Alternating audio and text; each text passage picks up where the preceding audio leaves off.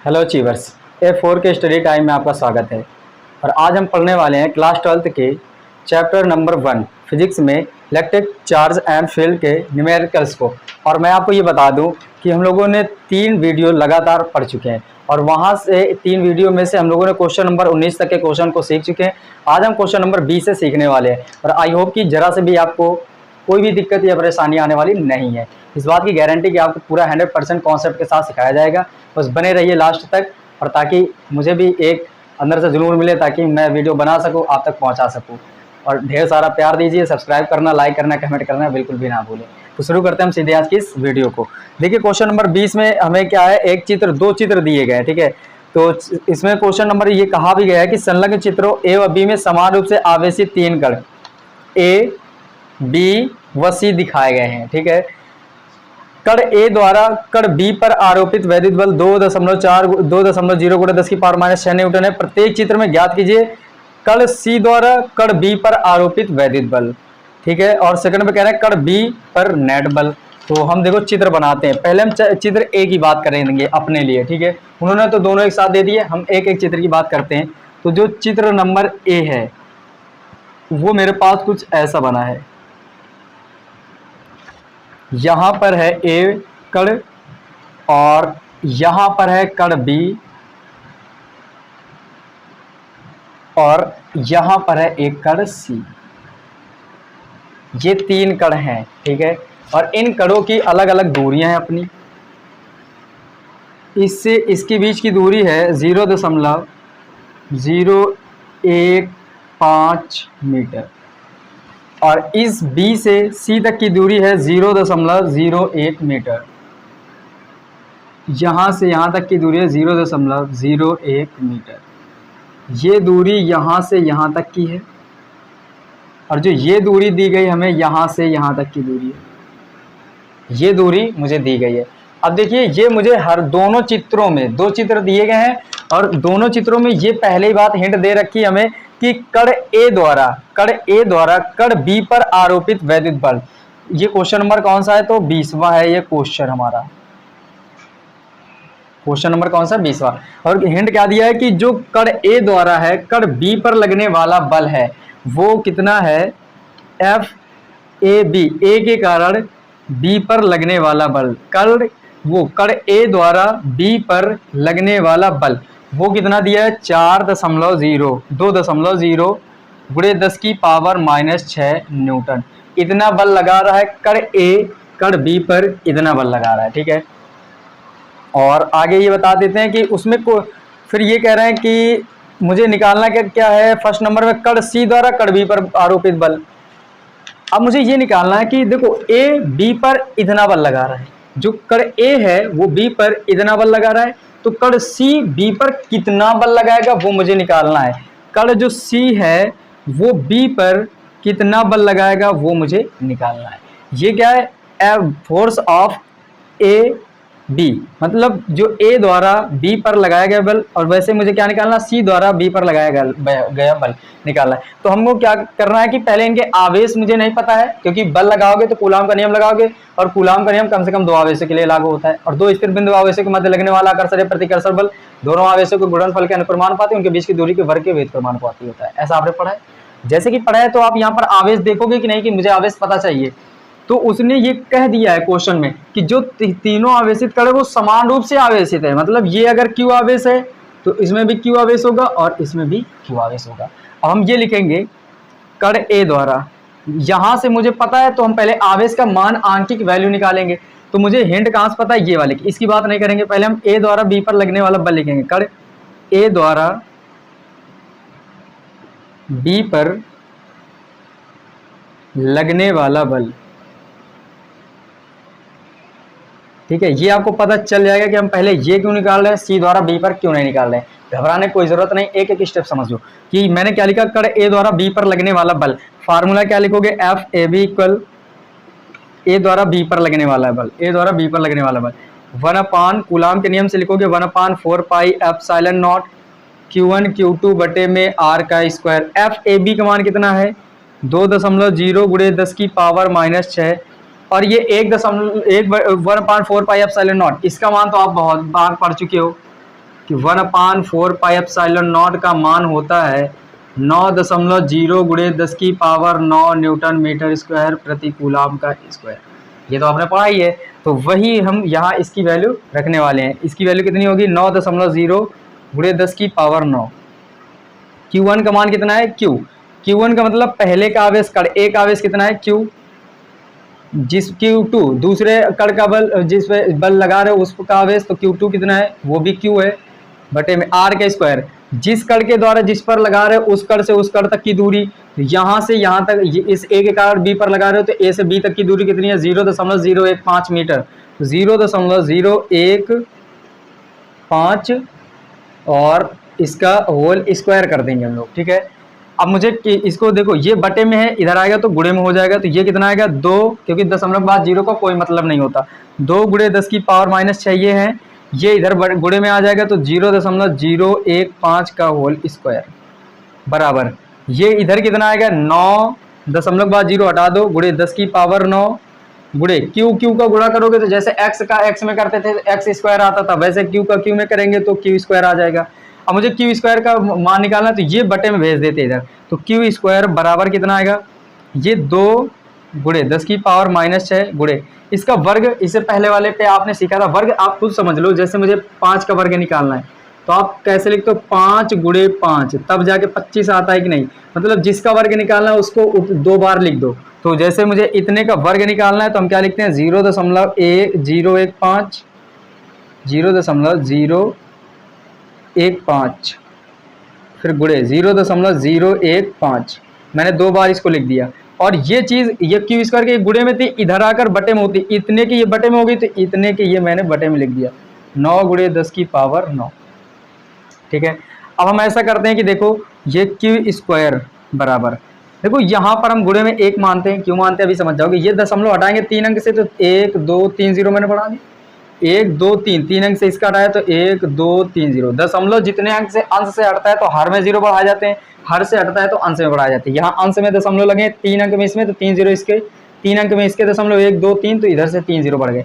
बचा क्या 2 गुणे ये 15 बचा, क्योंकि 0 पहले से कोई मतलब नहीं, ये भी 15 बचा और ये 10 की पावर 6 हम इधर बाद में कर देते हैं।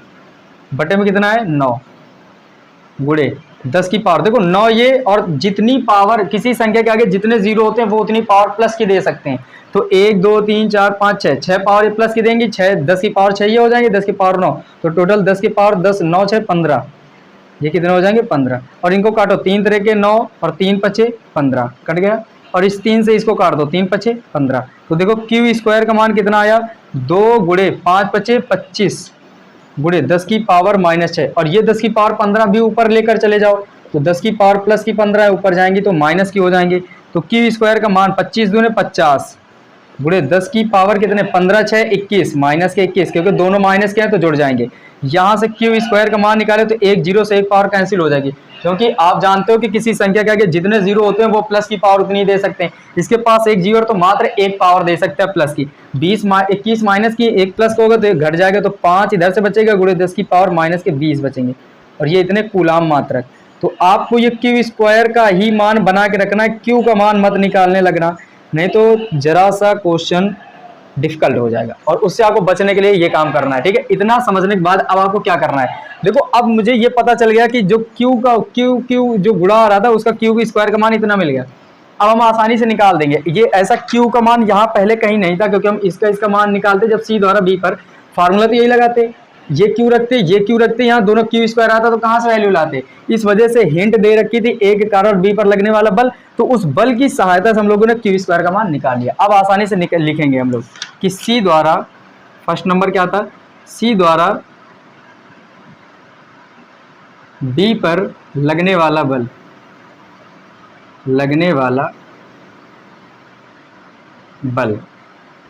अब देखो सी द्वारा बी पर लगने वाला बल कैसे निकालते हैं, तो लिखेंगे एफ सी बी, सी द्वारा बी पर लगने वाला बल। वो फार्मूला किससे लगाओगे, कूलाम के नियम से, 1/4 pi epsilon not Q1 Q2 बटे में R का स्क्वायर।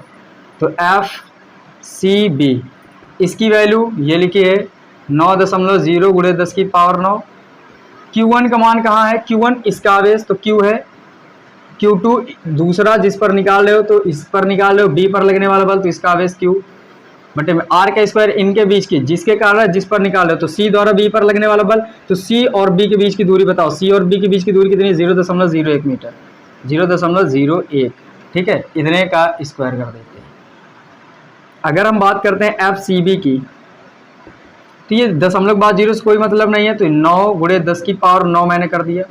ये Q का गुणा किया तो Q स्क्वायर हो गया, और बटे में 0.1 का स्क्वायर है तो इसको तोड़ो तो 0.01 गुणे 0.01 ऐसे कर सकते हैं वर्ग को।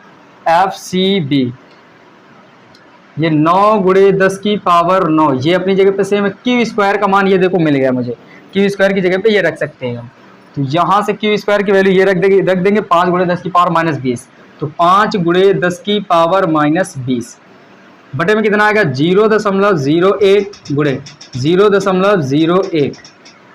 ऐसा करते हैं कि इसके गुणे में 1 होगा, कोई दिक्कत नहीं होगी क्योंकि 1 से कुछ इफेक्ट नहीं पड़ता। बस क्या करते हैं 1 2 अंक से इसके दशमलव हटाए, 2 0 इसके बढ़े, 2 अंक से इसके 1 2 अंक से दशमलव इसके हटाए तो 2 0 ऊपर बढ़ा दिए। और तो FCB का मान कितना आया देखते हैं हम, 9 बने 45 ये हो गए, गुणे 10 की पावर ये 9 तो है ही, 1 2 3 4 और ये प्लस की देंगे, और प्लस की ये 9 है तो 9 4 13 पावर प्लस की हो गई।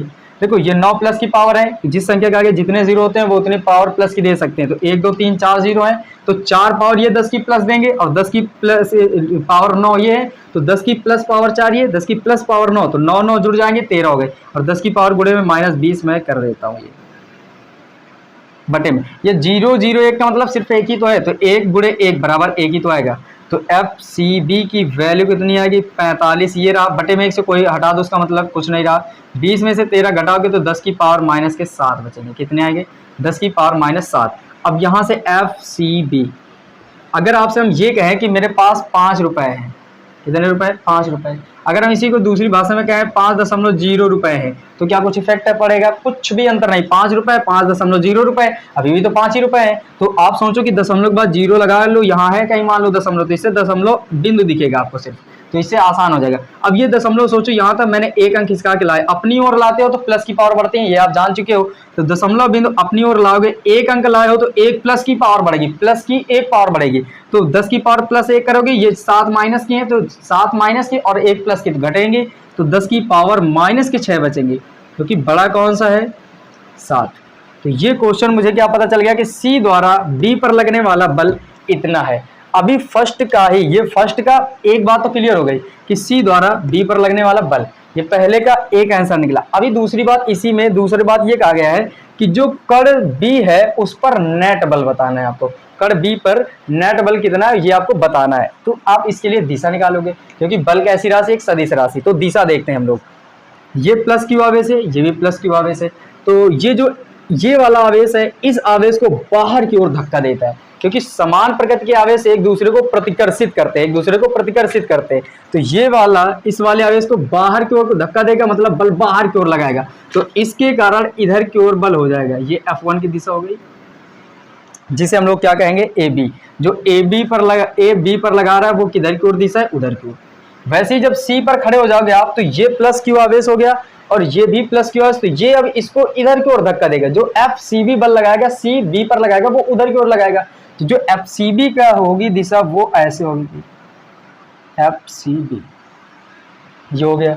अब आप ये जान लो कि यहां से मुझे एक उधर की ओर हो गई, एक इधर की ओर। और मैंने आपको डेरिवेशन में जब अच्छी वाला स्थिति पढ़ाई थी उस समय मैंने आपको पूरे कॉन्सेप्ट के साथ ही बताया था कि आप दो सदिश हैं तो रूट में p² + q² + 2p की cos थीटा के हिसाब से निकाल सकते हो।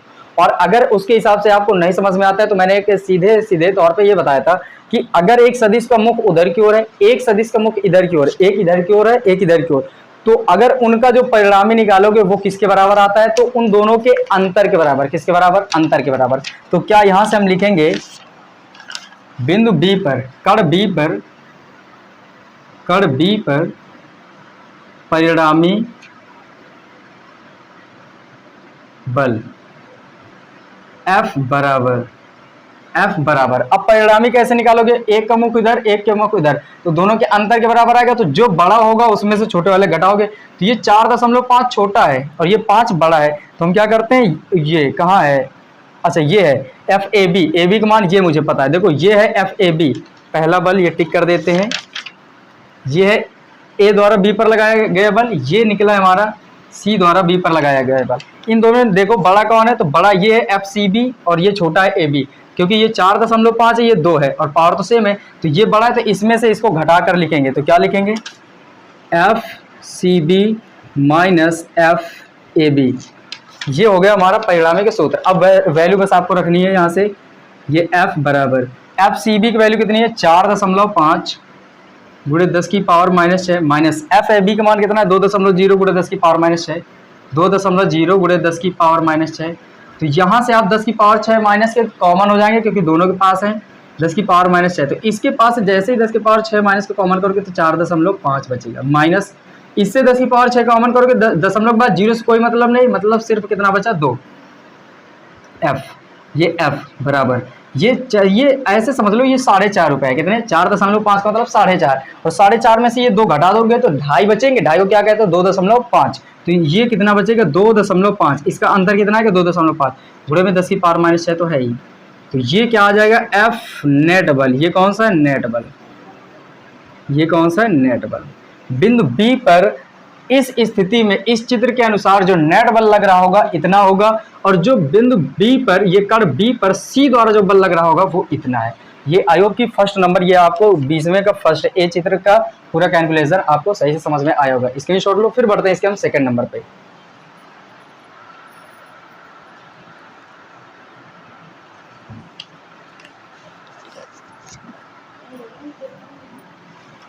अब देखेंगे हम इसका सेकंड कैसे करना है मुझे, ठीक है।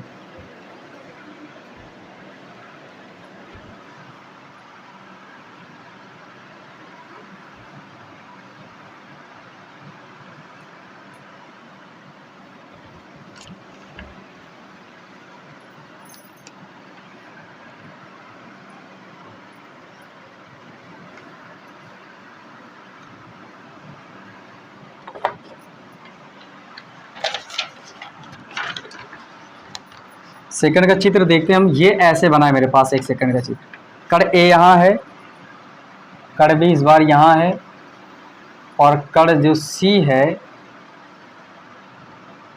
वो यहाँ है, ठीक है। ये 3 कण हो गए, मिल गए मुझे तीनों कण, ठीक है। अब यहाँ से यहाँ तक की जो दूरी दे रखी है वो दूरी कितनी दी है, उतनी ही दूरी है जितनी थी 0.015 मीटर, ठीक है। और इसकी दूरी जितनी थी उतनी ही है 0.01 मीटर। यहाँ से यहाँ तक की दूरी है कितनी, और यहाँ से यहाँ तक की दूरी है 0.015 मीटर, ठीक है।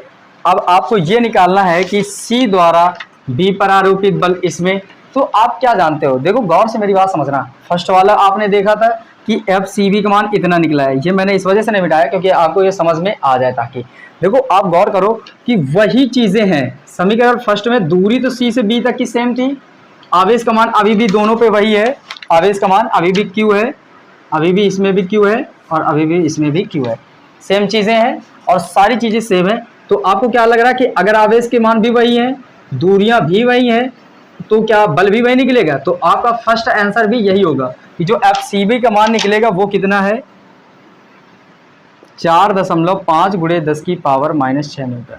आप क्या कहोगे, भाई दूरी सेम है, आवेश का मान सेम है, तो बल तो सेम आएगा ही आएगा। तो ये वाला पहला जो सेकंड का फर्स्ट ऑप्शन था कि कण C द्वारा कण B पर कितना बल लगाया जा रहा है, तो आप बोलोगे इतना ही बल लगाया जा रहा है, ठीक है। अब एक चीज ये बचती है कि नेट बल बताना है आपको बिंदु B पर, तो आप इसके लिए देखो कैसे निकालोगे। लिखेंगे हम बिंदु या कण B पर, कण B पर नेट बल, नेट बल। अब नेट बल के लिए आपको दिशा की जरूरत होगी, क्योंकि बल कैसी सदिश राशि, तो दिशा देखो दर्शाते हैं हम लोग। अगर हम देखें ये प्लस क्यू आवेश, ये प्लस क्यू आवेश, तो ये वाला क्यू आवेश इस वाले को बाहर की ओर सीधे धक्का देगा, तो इसके कारण इसकी इस पर लगने वाली बल की दिशा ये हो गई, ए के कारण बी पर लगने वाली बल की दिशा एफ ए बी की दिशा ये हो गई, ठीक है। ये किसकी दिशा हो गई, एफ ए बी की। अब दूसरी बात ये है कि अगर हम इस क्यू को देखें और इस क्यू को देखें, तो ये सीधे ऊपर की ओर धक्का देगा, इसको सीधे ऊपर की ओर, क्योंकि प्लस प्लस वाले प्रतिकर्षित करते हैं, तो ये वाला ऊपर की ओर धक्का देगा। तो जो C के कारण B पर लगने वाले बल की दिशा होगी वो यूं होगी। ये किसकी दिशा है? FCB की, ये हो गई। अब इसका मतलब आप गौर से एक बात समझना, ये ठीक ऐसे है, ये ठीक ऊपर है, तो इन दोनों के बीच कोण कितना बन रहा होगा? 90 अंश। ठीक है, अब आप सही से परिणामी का फार्मूला भी सीख लो। अगर दो सदिश आपके पास P और Q है, दो सदिश हैं P, Q, दो सदिश हो तो इनका परिणामी, इनका जो परिणामी आता है उसे हम PQ कहते हैं, और वो किस फार्मूले से आता है? तो P² plus Q² plus 2PQ cos theta. इससे परिणामी आसानी से निकाला जा सकता है। ठीक है, और हम क्या करते हैं कि इस P को पहली सदिश मानते हो, Q को दूसरी सदिश मानते हो, cos थीटा, ये थीटा क्या है? दोनों सदिशों के बीच का कोण है ये। तो अब अगर हम यहाँ पर हम किसका परिणामी निकाल रहे हैं? बलों का परिणामी। तो जैसे आपने देखा होगा F1, F2, F3, F4 कई बल हो, उनका परिणामी कैसे हम लोग निकालते हैं? सदिश F1 वेक्टर प्लस सदिश F2 वेक्टर, तो वैसे निकालते हो ना, जोड़ते जोड़ते, और उनको क्या एक नाम क्या देते हो? F। वैसे हमने FAB, FCB का जो परिणामी आएगा उससे F से डिनोट करेंगे, तो हम लिखेंगे FAB व FCB का परिणामी, ठीक है। तो इसे हम क्या लिखेंगे? F बराबर, अब देखो F बराबर कैसे निकालोगे? रूट में क्या लिखोगे? P की जगह पे पहला सदिश अपने पास ये है FAB वेक्टर, तो ये इसके लिए क्या लिखोगे? FAB का होल स्क्वायर। P की जगह पे ये मैंने कर दिया स्क्वायर, तो स्क्वायर प्लस Q स्क्वायर, तो Q की जगह में FCB, तो FCB का स्क्वायर प्लस 2 FAB और इनटू में FCB। ठीक है, और गुणे पे कितना है? cos theta. थीटा की वैल्यू देखो, इसके और इसके बीच कोण कितना बन रहा है? 90 डिग्री। ठीक, तो यहाँ कितना रखोगे? 90 अंश। देखो P पहले सदिश अपनी FAB बनेगी, दूसरी सदिश कौन बनेगा? FCB बनेगा, उनका परिणामी ऐसे निकालोगे तो F बराबर जो निकल के आएगा वो कितना आएगा?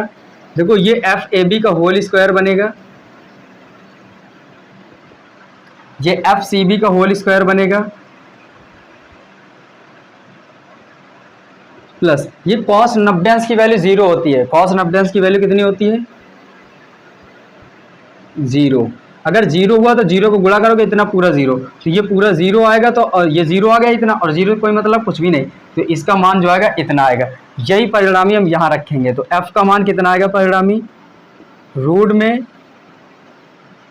FAB का स्क्वायर होल स्क्वायर प्लस जो FCB आएगा उसका होल स्क्वायर। देखो वैल्यू पुटअप करनी है आपको। FAB का मान कितना है? 2 गुणे 10 की पावर माइनस 6, 2 गुणे 10 की पावर माइनस 6 का होल स्क्वायर प्लस ये जो FCB है, FCB का मान कितना है? 4.5 गुणे 10 की पावर माइनस के 6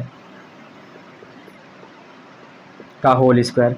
यहाँ से मान निकालोगे आप, देखो 2 का वर्ग करोगे तो 4 आएगा, गुणे 10 की पावर 6 का वर्ग करोगे, इसका निकालोगे वर्ग तो 6 दूने 12, घातों घातों गुणा हो जाता है, तो 12 हो गए, प्लस अब 45 का वर्ग, वर्ग यहीं से निकालना भी सीख लो आप, थोड़ी सी एक ट्रिक सीख लो,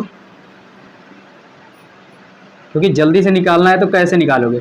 जैसे मुझे 45 का निकालना है तो 45 गुणे 45 लिखो, इन दोनों का गुणा करो, 5 × 5 = 25 सीधे लिख दो, इन दोनों का गुणा करो, 4 × 4 = 16 आएगा, 16 आएगा, अभी रुके रहना, 16 में से आगे वाला एक ये 4 जोड़ दो, तो 16 × 4 = 20, तो इसका जो वर्ग आएगा कितना आएगा? 20 × 25, इसका कितना आ जाएगा? 20 और 25, 20 25, लेकिन 2 अंक, एक अंक में दशमलव है, देखो यहाँ दशमलव यहाँ दशमलव, तो 2 अंक में टोटल लगाओगे तो 20.25, तो 20.25 गुणे 10 की पावर 6 दूने 12, इसमें भी 12 हो गई।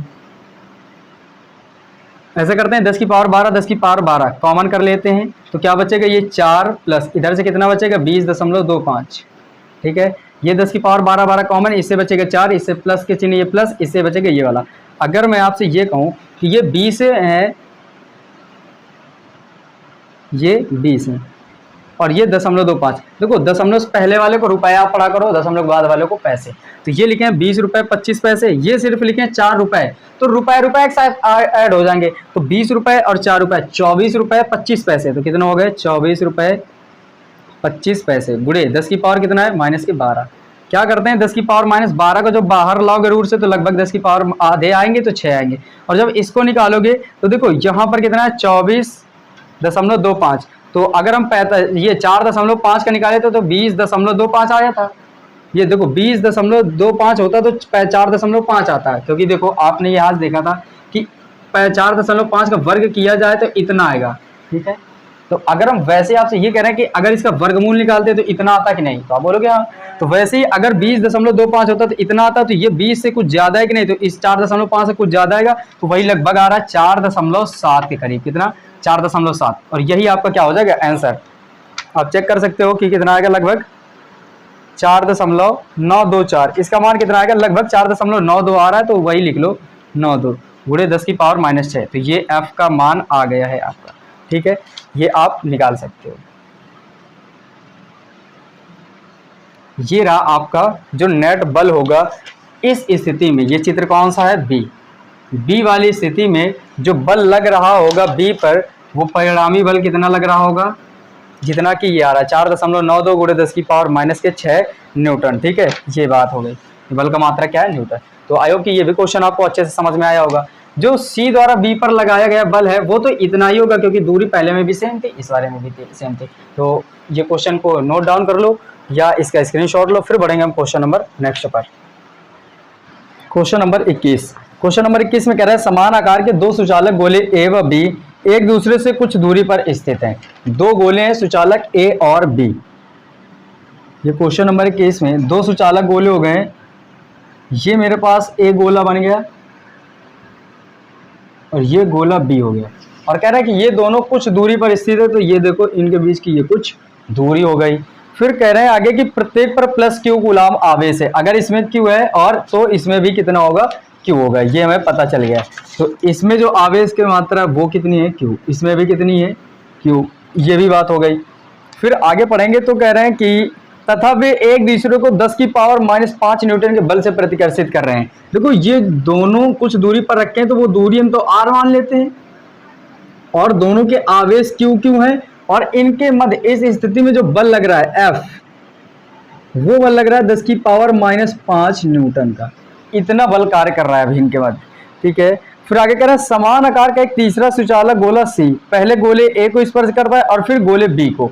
देखो ये बात जो भी है वो क्या सिस्टम कह रहा है कि एक तीसरा गोला सुचालक C ये लेकर आया जाता है। मान लो कि ये मेरे पास एक गोला C है, ये एक सुचालक गोला C लाए, और ये जो C गोला है ये पहले गोला सुचालक है ये, और इस गोले को पहले A के पास लाया जाता है और उसको स्पर्श करता है। कह रहा है कि C पहले गोले A को स्पर्श करता है, ये सुचालक गोला C पहले गोले A को स्पर्श करता है, फिर इसके बाद यही गोला C दोबारा गोले B को स्पर्श करता है। मतलब एक टाइम में गोला C एक बार A को स्पर्श करता है, इसके बाद फिर गोला C ही गोले B को स्पर्श कर रहा है। ये बात मुझे पता चली। तो क्या हम इससे एक हिंट निकालेंगे कि देखो जब ये C A को स्पर्श करेगा, उस समय मैंने ये कहा था कि जब दो आवेश परस्पर या दो सुचालक चीजें आपस में रगड़ी जाती हैं या स्पर्श कराई जाती है, उस समय दोनों के आवेश का मान सेम हो जाते हैं। और सेम होने के कंडीशन मैंने बताई थी कि कैसे आप कर सकते हो। देखो मैं ये समझाना चाहता हूं आपको कि देखो ये C है, A को स्पर्श करेगा, तो लिखोगे जब गोला C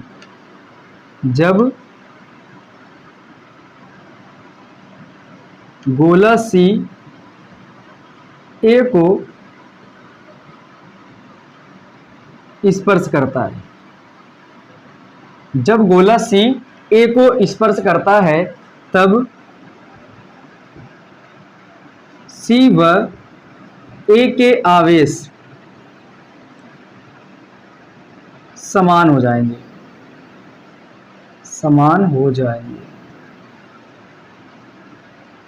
ठीक है। ये आप भी जान चुके हो कि इससे पहले 2 क्वेश्चन ये ऐसे आ चुके हैं स्पर्श कराने वाले, उन सभी में मैंने ये क्या देखा था, जैसे ही किन्हीं 2 सुचालकों को आपस में परस्पर संपर्क में लाया जाता है या स्पर्श कराया जाता है, तो संपर्क में लाने पर एक उच्च जिसमें ऐसी वस्तु जिसमें आवेश की मात्रा अधिक है, उस वाली वस्तु से आवेश का प्रवाह जिसमें कम आवेश है उसमें तब तक होता है, प्रवाह होता है जब तक कि दोनों के आवेश समान ना हो जाए। तो क्या होता है कि इस सी और ए को जैसे ही स्पर्श कराओगे तो ए से सी में तब तक आवेश आएगा जब तक दोनों के मान समान ना हो जाए। क्यों सी ए से सी में आएगा, देखो ये सुचालक गोला है और आपने इलेक्ट्रॉन सिद्धांत पढ़ा था, क्या पढ़ा था, इलेक्ट्रॉन सिद्धांत। इलेक्ट्रॉन सिद्धांत और इलेक्ट्रॉन सिद्धांत ये कहता है कि प्रत्येक पदार्थ परमाणुओं से मिलकर बना होता है, मतलब इनके अंदर कई ढेर सारे परमाणु होते हैं। तो मैंने इसके अंदर परमाणु बना दिया समझाने के लिए कि ये पदार्थ किससे मिलकर बना होता है, परमाणुओं से। और परमाणु के मध्य में एक भारी सा भाग होता है जिसे हम नाभिक कहते हैं, और ये भारी सा होता नहीं है, वो सिर्फ कहा जाता है ऐसे ही, ठीक है। इसको हम क्या कहते हैं, नाभिक। और फिर इलेक्ट्रॉन सिद्धांत ये कहता है कि नाभिक में किसी पदार्थ के परमाणु के नाभिक में जितने प्रोटॉन होते हैं ठीक उतने, देखो यहाँ कण तो 2 तरफ पाए जाते हैं, प्रोटॉन और न्यूट्रॉन, लेकिन आपको जो इससे रिलेटेड जो चीज पढ़नी है वो सिर्फ प्रोटॉन के बारे में पढ़नी है कि किसी पदार्थ के परमाणु के नाभिक में जितने प्रोटॉन पाए जाते हैं ठीक उतने ही इलेक्ट्रॉन नाभिक के चारों ओर बाह्य कक्षाओं में, यहाँ क्या होती है, कक्षाएं, बाह्य कक्षाओं में चक्कर काटते रहते हैं। ये कक्षाएं यहाँ पाई जाती हैं और इन कक्षाओं में क्या करते हैं, ये चक्कर काटते रहते हैं इलेक्ट्रॉन। तो मतलब ये समझे कि अगर यहाँ 50 प्रोटॉन है तो यहाँ 50 इलेक्ट्रॉन पाए जाएंगे। इलेक्ट्रॉन सिद्धांत के अनुसार किसी पदार्थ के परमाणु के नाभिक में जितने प्रोटॉन पाए जाते हैं ठीक उतने ही इलेक्ट्रॉन नाभिक के चारों ओर विभिन्न कक्षाओं में चक्कर काट रहे इलेक्ट्रॉन होते हैं, ठीक है। जितने अंदर प्रोटॉन ठीक उतने ही बाहर इलेक्ट्रॉन। तो आप क्या देखोगे कि अगर हम एक परमाणु की बात करें तो इसका कुल आवेश कैसे निकालोगे, इसका आवेश प्लस इसका आवेश, तो 50 प्लस के 50 माइनस इक्वल 0, मतलब एक परमाणु का आवेश टोटल 0 आ गया। इसी तरह परमाणु से मिलकर क्या बना है, पदार्थ, तो पूरे पदार्थ का टोटल मास 0 हो जाएगा क्योंकि परमाणु से मिलकर पदार्थ बना है। हर एक परमाणु का आवेश 0, हर एक परमाणु का आवेश 0, तो टोटल पदार्थ का मान आवेश 0। तो इस वजह से ये आपने क्या देखा कि इसमें जो अभी प्रेजेंट पे आवेश का मान है वो कितना है, 0 है। अब आप देखो कि क्या कंडीशन होगी, ये तो मैंने आपको बता दिया कि ये ऐसी कंडीशन होगी कि इसके हिसाब से ये आएगा, इसमें 0 आवेश। अब देखो ए और सी को जैसे स्पर्श करोगे तो जो क्यू ए डैश निकलेगा, क्यू ए डैश और क्यू सी डैश, वो कितना आएगा। मैंने आपको क्या बताया था कि फार्मूला क्या लगाना है, Q1 प्लस Q2/2 एवरेज निकाला जाता है, ठीक है। बराबर आवेश कैसे करना है, इसका आवेश प्लस इसका आवेश बटे में 2। अभी बी से कोई मतलब नहीं आपको क्योंकि गोला सी अभी किसको स्पर्श कर रहा है, ए को। जब गोला सी ए को स्पर्श करता है, अब देखो Q1 का मतलब किसका आवेश रखना है मुझे, ए का या सी का रख लो, इन्हीं दोनों में से चाहे जिसका रखो पहले। तो सी का रखेंगे तो 0, ए का रखेंगे तो Q है तो Q/2, तो कि 0 में Q जोड़ोगे तो Q आएगा बटे में 2। एक बात ये आपको समझ में आई, जो जब गोला सी ए को स्पर्श कर लेता है उस समय जो ए और सी के जो आवेश हो जाएंगे QA डैश, ए का अब नया आवेश बदल जाएगा क्योंकि स्पर्श करने के बाद इससे कुछ इसमें जाएगा, ज्यादा किसमें, इसमें कितना है 0, इसमें आवेश Q है, तो इससे इसमें गया तो क्या हुआ कि इसके दोनों के आवेश इतने हो गए, Q/2। अब आपको क्या समझना है कि जो ए का नया आवेश और सी का नया आवेश, इन दोनों की 0 और Q खत्म। अब क्या आप मानोगे, QA का मान और QC का मान कितना हो गया, Q/2, ठीक है। अब इसके बाद आपको क्या समझना है कि अब आपको ये नहीं समझना कि इसके पास 0 हो गया। अब जो सी के पास नया आवेश आ चुका है वो कितना आ चुका है, Q/2, ये सी का आवेश आ चुका है क्योंकि आपने यहां से निकाल लिया। सेकंड स्थिति में देखो आप, जब गोला सी बी को स्पर्श करता है, स्पर्श करता है, देखो जैसे ही बी को स्पर्श करेगा तो फिर क्या लिखोगे, तब, ये तब लिख दो यहां, तब सी व बी के आवेश समान हो जाएंगे।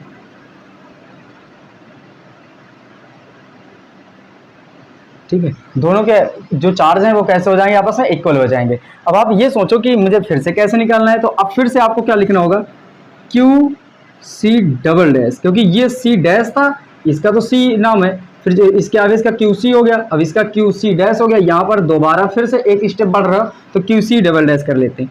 बी वाले पे तो बी कहीं नहीं लिया गया, तो इस बार क्यू बी डैश ही लिख देती है।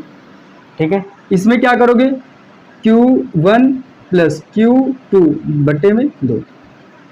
आपको कैसे निकालना है, Q1 Q2, Q1 किसका, C का आवेश, Q2 किसका, B का आवेश बटे में 2। Q1 C का आवेश कितना हो चुका है, अब इस समय 0 नहीं लोगे, क्योंकि अब इसके पास ये पहले A को टच कर चुका है ना, अगर टच कर चुका है तो आवेश उसमें आ चुका होगा इतना, अब अगर आ चुका है तो ये Q2 का Q1 का मान हो गया C का, तो इतना हो गया, प्लस Q2 B का आवेश कितना है Q, और बटे में कितना है ये 2, तो 1/2 बाहर कर लो ऐसे, क्योंकि आपको मैं समझा दूं, अगर x प्लस वाई बटे 2 है तो इसको ऐसे भी लिख सकते हो, ऐसे भी, क्यों, क्योंकि ये देखो अगर हम गौर से देखें तो इसके गुणे में 1 मान ही सकते हैं आसानी से, और 1/2 ये अलग कर लो, x प्लस वाई अपनी जगह पे कर लो, क्योंकि अगर मैं कहूँ ये 5 लिखा है या 5 गुणे में 1 कर दूं तब भी उत्तर 5 ही आएगा, पहले भी 5 था अभी भी 5 है, तो यहाँ से क्या पता चला कि ऐसे कर सकते हैं। तो क्यू सी डबल डैश बराबर क्यू बी डैश बराबर कितना आएगा, देखो इन दो, इसके बटे में 1 मानो और इनका एलसीएम ले लो, तो 2 और 1 का कितना आएगा 2, इधर से क्यू आ जाएगा, इधर से 1 का गुणा इधर, 1 का 2 को इधर, 1 का क्यू में तो क्यू प्लस 2 का क्यू में तो 2 क्यू, और बाहर कितना है 1/2, तो यहाँ से कितना आएगा Q C double dash Q B dash बराबर 2 क्यू 1 क्यू 3 क्यू हो गए टोटल, और बटे में 2 दूने 4, तो 4। अब फिर से आपको ये बात पता चली कि अब C के पास फिर से पहले 0 था, फिर ये हुआ, अब ये भी ना होकर क्या हो जाएगा, ये देखो B के पास आवेश इतना हो जाएगा, C के पास इतना हो जाएगा, और जो एक आवेश है वो यहाँ से देखो कितना हो जाएगा Q बटे 2। तो अब आपने देखा कि जो नए आवेश लिखोगे A, B, C के नए आवेश, अब देखो कैसे लिखना है मुझे, जो एक नया आवेश आया है Q ऑफ A लिख देते हैं, उसका नया आवेश कितना आ चुका है Q बटे 2, Q B का मान कितना आ चुका है, Q B कहाँ है, ये है Q B का आवेश नया क्या आ चुका है 3Q/4, 3Q/4, और जो Q C का मान आ चुका है वो आपके पास कितना आ चुका है, ये आ चुका है, यही तो है डबल डैश, तो ये आ गया 3Q/4। इतनी बात आपको समझ में आ चुकी होगी। क्या करना है आपको फिर से एक बार ये समझ लेना है कि देखो ये गोला C पहले गोले A को स्पर्श करता है, जो दो गोले या दो सुचालक आपस में संपर्क में आते हैं, उन दोनों जैसे ही संपर्क में आते हैं तो उच्च वाले से निम्न वाले में आवेश तब तक प्रवाह होता है जब तक कि दोनों के आवेश सेम ना हो जाए। तो ये मैंने क्या किया, जब गोला C A को स्पर्श करता है तब C व A के आवेश समान हो जाएंगे, और समान कैसे करोगे, तो Q1 प्लस Q2 बटे 2 का फार्मूला लगाकर। Q1 का मतलब पहला आवेश, Q2 का मतलब होता है दूसरा आवेश, और इसके अलावा यहाँ पर देखोगे Q1 का मान, Q1 किसी एक का आवेश C और A की बात करो तो चाहे जिसके आवेश को Q1 मानो चाहे जिसके आवेश को Q2। मैंने मान लिया कि C1 को पहले Q1 मान लिया, तो Q1 का आवेश 0 है, इसका इलेक्ट्रॉन सिद्धांत के अनुसार आप समझे थे कि इसका आवेश किसी भी चालक का स्वतंत्र अवस्था में उसका आवेश शून्य होता है, ठीक है, क्योंकि उसके परमाणु के नाभिक में जितने प्रोटॉन होते हैं उसके आसपास चक्कर काट रहे इलेक्ट्रॉनों की संख्या ठीक उतनी होती है। प्रोटॉन प्लस के आवेश, इलेक्ट्रॉन माइनस के आवेश, दोनों जब 0 वो जोड़ोगे तो टोटल कितना आवेश होगा, शून्य। तो इस तरह से किसी स्वतंत्र जो चालक होगा उसका स्वतंत्र अवस्था में आवेश कितना होता है, शून्य होता है। ये मैंने शून्य रखा, ये Q2 एक आवेश Q, तो जोड़ा तो Q बटे 2 आ गया। इतनी बात आपको समझ में आ गई। अब आप ये समझोगे कि जो A का सच में नया आवेश निकल के आया, A का ये वाला काम खत्म, ये वाला आवेश आ गया कितना, Q बटे 2। दूसरी बात, C का जो 0 से हटके कितना आ गया है, Q बटे 2, क्योंकि QA QC के नए आवेश Q बटे 2। अब फिर ये कह रहा है कि जब ये C A को स्पर्श कर चुका होता है इसके बाद, मतलब अब इसमें आवेश Q बटे 2 आ गए, अब इसके बाद ये गोला C B को स्पर्श करता है, तो जब गोला C B को स्पर्श करता है तो C व B के आवेश समान हो जाएंगे। समान जैसे ही होंगे तो आप क्या लिखोगे, C और B के आवेश समान हो जाएंगे, तो QC डबल डैश कर दें, क्योंकि यहाँ पर QC डैश कर चुके एक बार, QB डैश कर दें तो Q1 प्लस Q2 बटे 2। Q1 का मान इस बार C का आवेश और B का आवेश, क्योंकि C और B आपस में स्पर्श कर रहे हैं, ये वाला स्पर्श नहीं कर रहा है, इस स्थिति में स्पर्श कर रहा है इसको, तो QC का आवेश Q बटे 2, इसका Q, और कोष्टक बाहर 1/2, ये 1/2 में इसको बाहर में किया जा सकता है, उस तरह से मैंने दिखाया अभी आपको। यहाँ से करेंगे हम Q1 का मान Q, B का आवेश प्लस ये इन दोनों का एलसीएम लिया गया है, 1 और 2 का 2, इसका गुणा इधर, इसका गुणा इधर, 1 का Q में तो Q, 2 का Q में तो 2Q और बट्टे में कितना है 2 और ये 1/2 बाहर हो गया। देखो Q 2Q 3Q बटे में 4, तो आपको ये पता चल गया कि जो A का ये आवेश पहले जितना था वो अलग बात है, बाद में स्पर्श कराने की सेकंड स्थिति में जब स्पर्श कराए जाते हैं उस समय A का नया आवेश Q/2 मिला। C का सारे क्रियाकलाप करने के बाद नया आवेश 3Q/4, B का नया आवेश 3Q/4। वही मैंने लिख दिया ABC के नए आवेश इतने होंगे। ठीक है, ये आपको अगर समझ में आ चुका है तो हम इसको जरा सा मिटा देते हैं। देखो यहां से हम इतना मिटा देते हैं।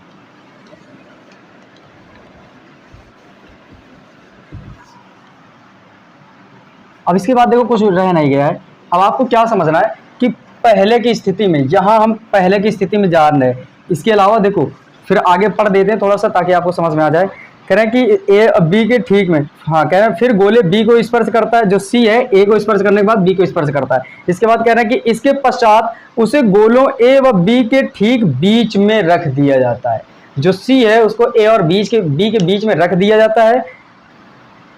गोले सी पर लगने वाले परिणामी वैद्युत बल की गणना करो। अब क्या हुआ, जब स्पर्श कर चुके हैं सारे क्रियाकलाप पे, तो जो सी गोला आया है, गोला सी, इस गोले सी को हम लोगों ने ए और बी के बीच में रख दिया। ये गोला सी है और यहां पर मान लेते हैं गोला कौन सा आ गया है, ए,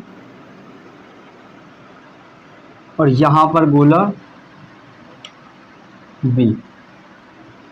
ठीक है, अब देखो ए और बी के बीच की टोटल दूरी कितनी थी, ए और बी के बीच की कुल दूरी मुझे फर्स्ट वाले चित्र से पता चल रहा है। ये है फर्स्ट स्थिति, ये आई है सेकेंड जब स्पर्श कराने के बाद।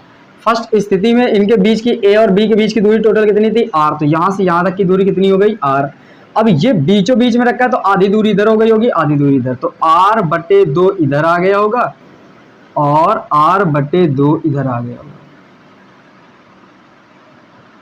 ठीक है, दोनों की दूरियां मैंने लिख दी। देखो r टोटल दूरी तो r/2 उधर हो गई होगी, r/2 इधर हो गई। इनके आवेश देखो कैसे लिखना है मुझे। अगर हम देखें पहले वाले के आवेश ए का, तो ए का आवेश कितना है, Q ऑफ ए, Q/2, तो इसका जो आवेश है वो Q/2 है।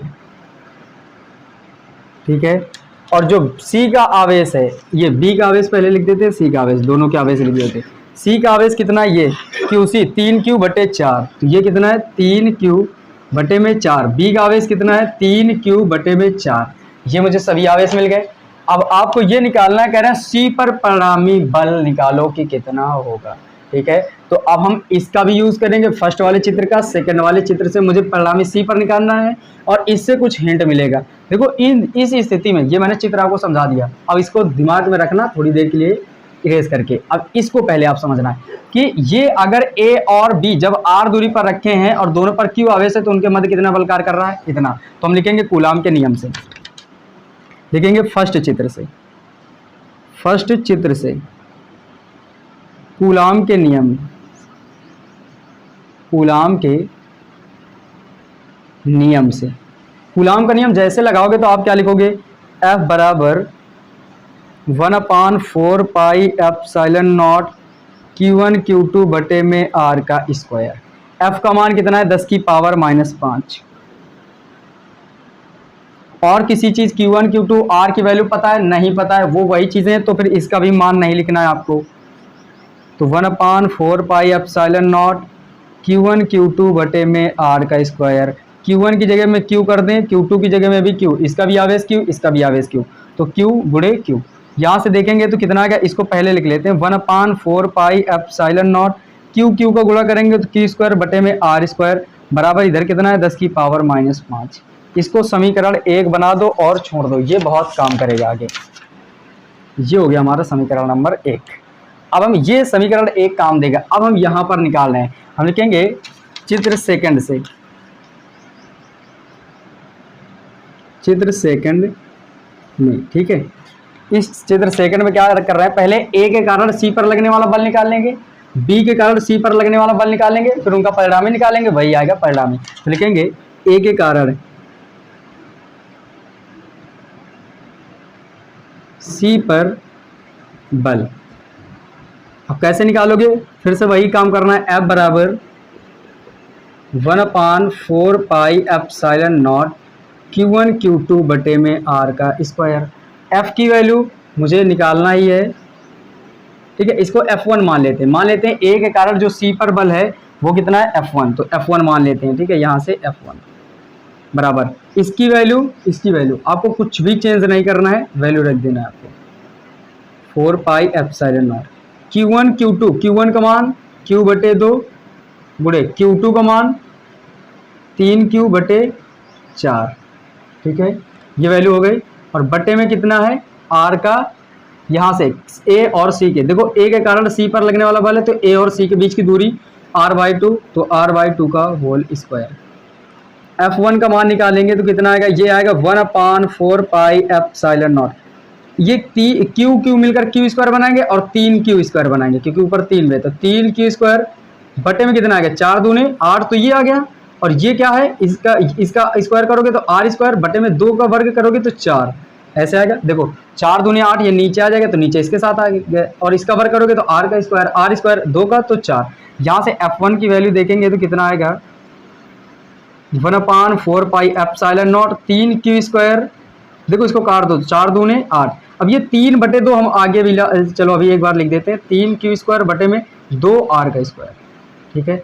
अब हम क्या करते हैं, देखो F1 ये 3/2 गुणे में है, ये सभी आपस में सभी गुणेते हैं, तो इसको पहले यहाँ ले लो, तो 3/2 मैंने पहले ले लिया, और ये क्या लिखेंगे 1/4 pi epsilon not Q square बटे में R का स्क्वायर। तो F1 बराबर ये 3/2 है गुणे में 10 की पावर -5, क्योंकि 1/4 pi epsilon not Q square बटे R स्क्वायर का मान ये देखो लिखा है, इसका 1/4 pi epsilon not Q square बटे R स्क्वायर को हम क्या लिख सकते हैं 10 की पावर -5। इतने की जगह पे मैंने क्या कर दिया 10 की पावर 5, 3/2 अपनी जगह पे, इसको भाग कर देंगे तो जो F1 का मान आएगा 2 से भाग करो, 2 1 के 2 बचा 1, अब दशमलव लगा लो, 1 के आगे 0 बढ़ जाएगा तो 10, 2 पंचे 10 गुणे 10 की पावर -5। इतना बल लग रहा है A के कारण C पर, जो A के कारण C पर लगने वाला बल है वो इतना है। अब लिखेंगे हम B के कारण C पर लगने वाला बल, इसके बाद B के कारण C पर बल, B के कारण C पर बल।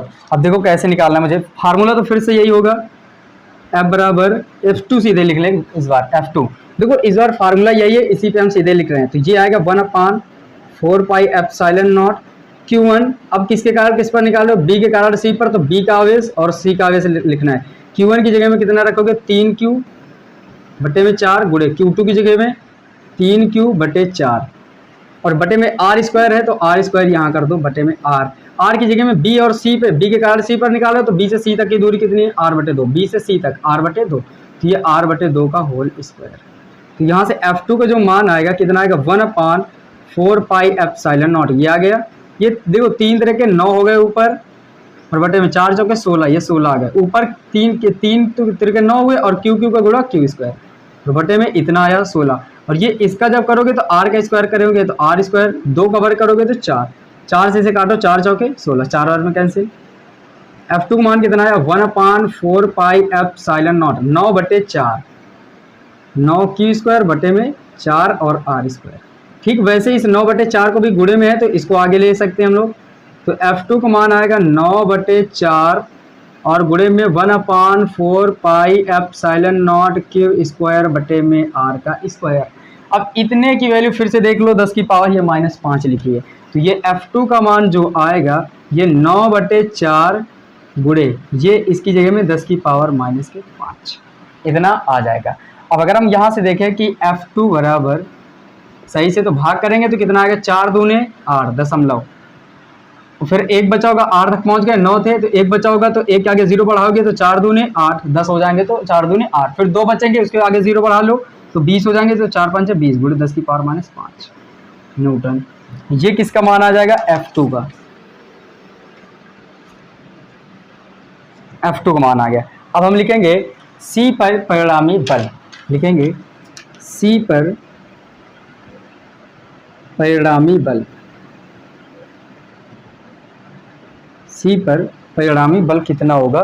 देखो आप यहाँ से अगर मैं देखूं कि ये C है, ये B है और ये A है, इसके कारण देखो पहले दिशाएं दर्शाओ, क्योंकि जब बल निकालना है, बल सदिश राशि है तो वो सदिश योग के नियम का पालन करता है और सदिश के लिए पहले दिशा होना जरूरी है। तो कैसे निकालोगे, देखो ये भी प्लस का आवेश है, ये भी प्लस का आवेश है, ए के कारण सी पर ये इसको उधर की ओर धक्का देगा, ये इसको उधर की ओर धक्का देगा। इसका मतलब ए के कारण जो सी पर लगने वाला बल F1 था उसकी दिशा इधर की ओर हो गई।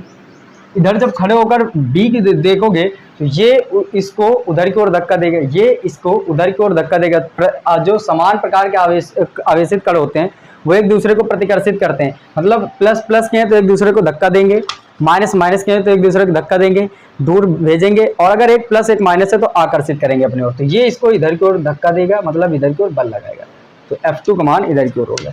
तो अब आपने क्या देखा, जो F1 की दिशा है वो है, F2 की दिशा है ये पीछे है, F1 की उधर, F2 की इधर। तो इसका मतलब जब आप कभी देख लो कि एक की दिशा उधर की ओर, एक की इधर की ओर, जो परिणामी F आएगा वो अंतर के बराबर आता है। किसके बराबर, अंतर के बराबर। लेकिन अंतर आप करोगे कैसे, एक बात समझना, ये F1 है, ये F2 है, इन दोनों में से जो बड़ा हो उसको पहले लिखना है, जो छोटा हो उसको बाद में। तो जो बड़े में से ही छोटा घटाना है। तो F2 देखो 2.25 गुणे 10 की पावर -5, ये 1.5 गुणे 10 की पावर -5, तो ये बड़ा ये छोटा है। तो F2 माइनस F1 कर देंगे, क्या करेंगे, F2 माइनस F1, F बराबर F2 की वैल्यू कितनी है, 2.25 गुणे 10 की पावर -5 माइनस F1 की वैल्यू कितनी है, 1.5 गुणे 10 की पावर -5।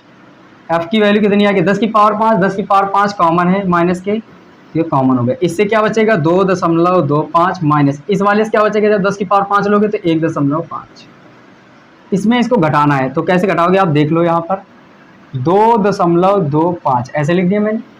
अब इस संख्या के सबसे पहले दशमलव बिंदु उठाना है, ये मैंने रख दिया दशमलव के ठीक नीचे। इसके बाद क्या है, जस्ट दशमलव के बाद 5, तो तुरंत ये लिखो 5, और पहले क्या है 1, तो दशमलव पहले कितना है 1, घटाओ, इधर कुछ नहीं तो 0 लिख लो। 5 में से 0 गए 5 बचे, 2 में से 5 नहीं जाएंगे, इससे कहाँ से लेंगे 12, 12 में से 5 गए 7, दशमलव के सामने दशमलव, इधर 1 बचा होगा, 1 में 1 गए 0, इतना बचेगा। F का मान आएगा 0.75 गुणे 10 की पावर -5, इतना आ गया है। इनका अंतर कितना है, 0.75, ये पावर बाहर है, ठीक है। एक और बात आपको ये समझना है कि ये दशमलव अंक दूर ले जाना मुझे, क्योंकि एक अंक मुझे चाहिए ही चाहिए। ये दशमलव ऐसे लिख दोगे सही है, कोई गलत नहीं है, लेकिन आपको क्या करना है, एक अंक ले जाना, दशमलव उधर ले जाओगे, एक अंक दूर ले जा रहे हो आप।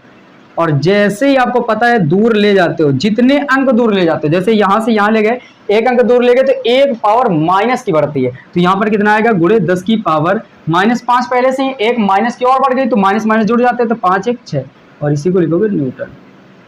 बिंदु जो C पर परिणामी बल आएगा वो कितना आएगा, 7.5 गुणे 10 की पावर -6 न्यूटन। अब चेक कर लेते हैं इसका आंसर, तो कितना है 7.5 गुणे 10 की पावर -6 न्यूटन। तो ये बिल्कुल सही है। तो आई होप कि ये क्वेश्चन आपको समझ में आया है। इसको देख लो एक बार सही से, और सारी चीज़ें आपको ये समझ लेना है। देखो इसमें 2 स्टेप ये दिए गए थे, आपको याद क्या करना है कि सही से समझ लेना है कि फर्स्ट वाले से हिंट निकलेगा ये वाला, ये आपको लगाना है। ये सारे काम तो जब वो स्पर्श करना चाह रहा था C, A और B को, उसके बाद की क्रियाकलाप बनाए ना, और बाद में कह रहा था कि जब ये सब क्रियाकलाप हो जाए टच करने वाले, तो अब इसके बाद बताना है आपको कि C पर कितना परिणामी बल होगा। तो मैंने क्या किया, इससे एक हिंट निकाल लिया जो बन के आया, फिर इस पे ये काम किया मैंने, स्पर्श कराए थे वहीं पर, फिर ये आवेश रख लिए जो जिसका हो गया, फिर परिणामी आसानी से निकाल दिया और आ गया।